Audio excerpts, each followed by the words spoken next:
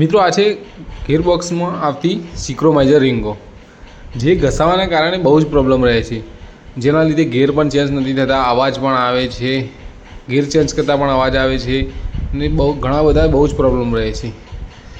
તો મિત્રો અમારી પાસે આવી હતી ટાટા પંચ, જેની અંદર પ્રોબ્લેમ હતો કે પાંચમા ગિયરની અંદર ગિયર પાડતાની જ અવાજ આવતો હતો, બહુ જ અવાજ આવતો હતો ચેન્જ કરતાં.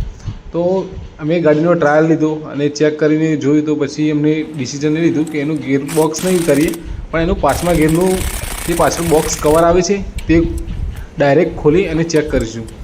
તો અમે જ્યારે તેનું પાંચમા ગિયરનું ગિયર બોક્સનું કવર ખોલીને ચેક કર્યું તો અમને જોવા મળ્યું કે ઓઇલની અંદર કોઈ હેમરી નથી કે કોઈ પણ પાર્ટિકલ નથી મેટલના, બધું જ ઓકે હતું. ખાલી ને ખાલી તેને પાંચમા ગિયરની જે ગિયરબોક્સના પાંચમો ગિયર આવે છે તેની ચક્કર અમે ખોલીને ચેક કર્યો અને જોયું તો બધું જ ઓકે હતું. પણ જે પાંચમા ગિયરમાં આવતી સિક્રોમાઇઝર રિંગ, જેની અંદર પ્રોબ્લેમ હતો, તો અમે તે બીજા બધા ચક્કરો પણ ચેક કરીને જોઈ લીધા અને સિક્રોમાઇઝર રિંગ જોઈ તો તે ખરાબ જ હતી.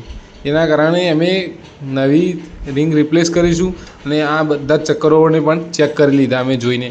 તેના અંદર લાગતા ડોગ પણ અમે ચેક કરી લીધા. ગાડીમાં બીજો કશું જ પ્રોબ્લેમ હતો, પાંચમા ગિયરનો જ પ્રોબ્લેમ હતો, બધા જ ચક્કર ઓકે હતા. તો અમે ચેક કરીને જોઈ લીધા અને ચેક કરી નવી સિક્રોમાઇઝર રિંગ લગાવી અને ગાડીનો અમે ટ્રાયલ લીધો.